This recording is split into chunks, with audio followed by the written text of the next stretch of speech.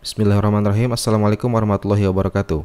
Di video sebelumnya kita sudah belajar bagaimana cara menggunakan HTTP GET method dengan menggunakan JSON deserialize untuk mengambil data-datanya.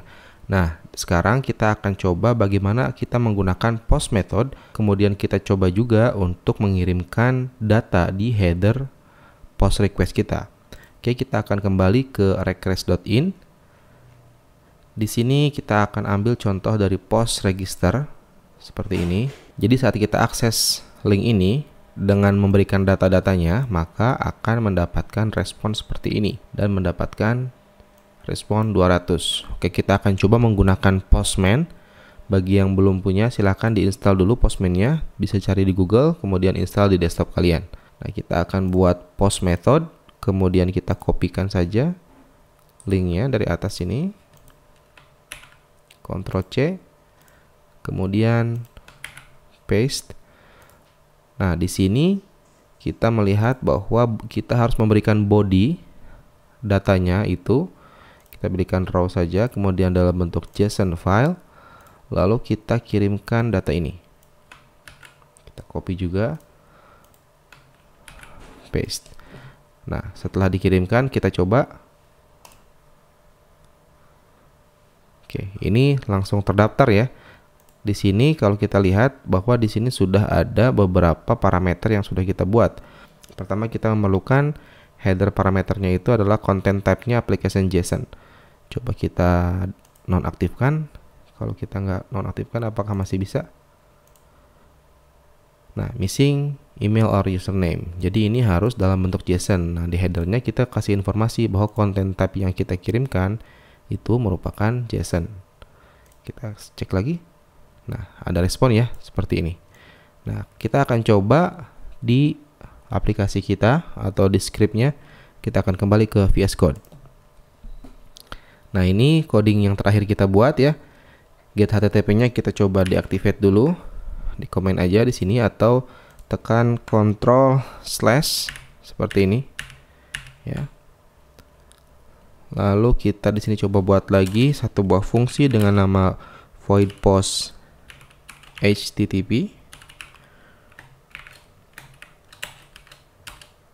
Oke, kemudian string URL. Kita buat string dengan nama URL lagi. Kita lihat copy aja ini ya URL-nya. Kita arahkan URL-nya ke sini. Lalu kita sama juga bikin HTTP client dengan nama HTTP ya. Terus kita bikin string lagi untuk responnya. Responsnya kita bikin juga static dokumennya. Static JSON dokumen. Oke. Mungkin nggak akan gede-gede ya, ini datanya sedikit. Kita bikin buff aja kayak gini. Lalu kita buat juga string buat JSON parameternya, misalkan seperti ini.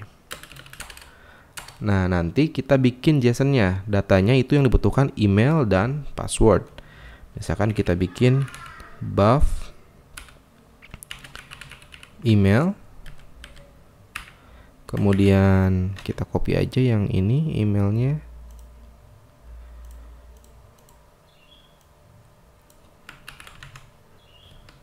Oke. Lalu buff password. Misalkan xxxx seperti itu ya. Nah, kita lihat lagi. Nah, kalau sebelumnya kita pakai deserialize, kita lihat lagi ya. Di sini kan kita pakai deserialize JSON.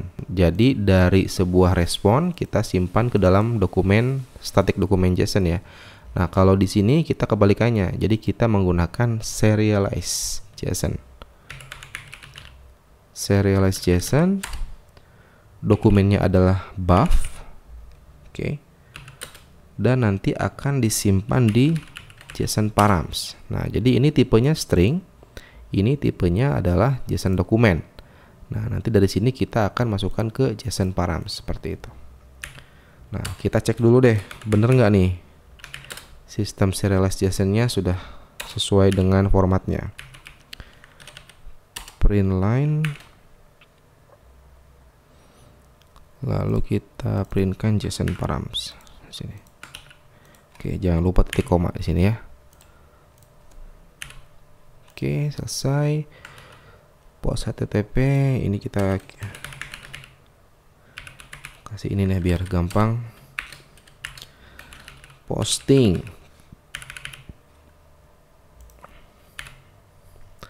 Lalu di sini setelah connect WiFi kita akan langsung panggil void post HTTP. Sorry, deklarasi dulu ya.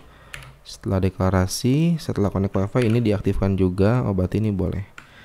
Kalau ini masih boleh on ya. Setelah connect WiFi kita panggil fungsinya post HTTP. Seperti itu. Oke, selesai. Kita coba compile. Oke, sukses. Lalu upload.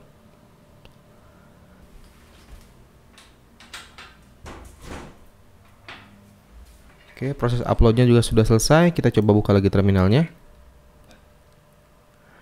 Connecting to Wi-Fi. Connected. Connected to internet. Posting. Nah, ini sudah dalam bentuk ini ya. Nah, jadi yang tadi kita masukkan ke dalam static JSON dokumennya, setelah diserialize JSON dan disimpan dalam sebuah variabel JSON params, dan setelah kita printkan, outputnya sudah seperti ini ya. Outputnya sudah mempunyai format JSON. Nah, jadi ini sama aja seperti kita nyimpen di bodinya nih. Nah, di bodinya seperti ini, JSON params. Jadi body ini sebagai JSON params ya. Nah, lalu untuk header, nah ini sebetulnya kita perlukan content type-nya itu application JSON. Seperti itu. Kita coba jangan pakai itu dulu ya. Nah, setelah itu kita langsung aja begin http.begin, kemudian masukkan juga URL-nya. Lalu di sini kita masukkan juga, kita coba http.post ya, seperti itu. Kemudian parameternya itu adalah ini. Nah, JSON params-nya ini. Kita posting JSON params. Nah, setelah di post ini pastikan dia ada respon nih. Nah, kita bisa ambil nih si responnya itu, didapatkan dari http.getString. Sama ya seperti metode get sebelumnya. GetString, kemudian kita coba serial.println response. Oke. Kita coba compile lagi.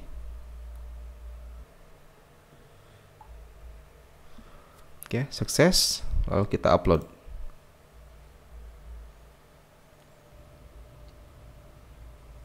Oke, sukses. Dia akan langsung menjalankan terminalnya. Connecting to Wi-Fi. Connected. Kemudian cek internet koneksi.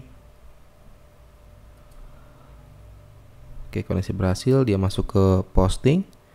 Nah, dia mendapatkan respon ya, yang seharusnya seperti ini.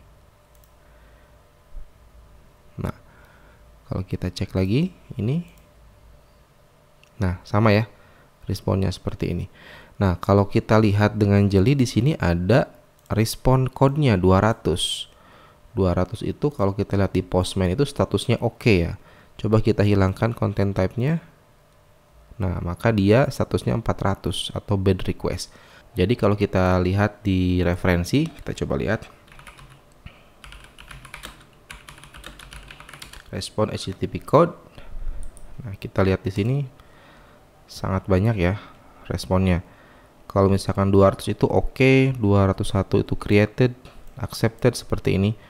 Nah, tadi kalau misalkan kita tidak menggunakan content tabnya application JSON saat kita kirim. Nah, ini 400 atau bad request. Coba kita cek.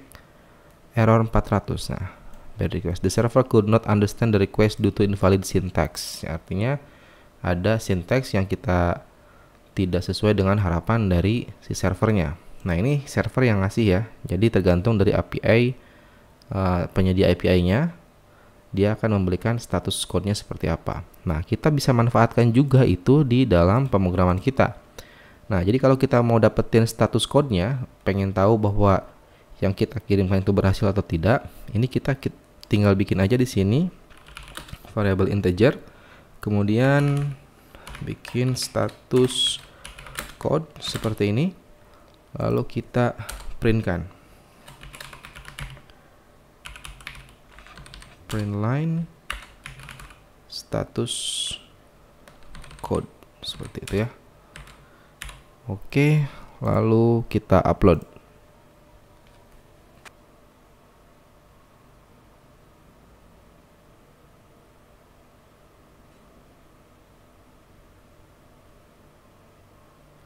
Oke, mulai posting. Nah, kita mendapatkan status code-nya 200. Nah, ini biasanya digunakan untuk mengecek apabila request kita ini berhasil atau tidak ke server. Jadi setelah ini dilakukan, nah biasanya kita buat ini. Kita coba ini dulu. Kita comment dulu ininya. Lalu kita bikin conditional. If status code sama dengan 200, maka kita print aja ya, print line post method success, seperti itu ya. Kalau misalkan enggak, else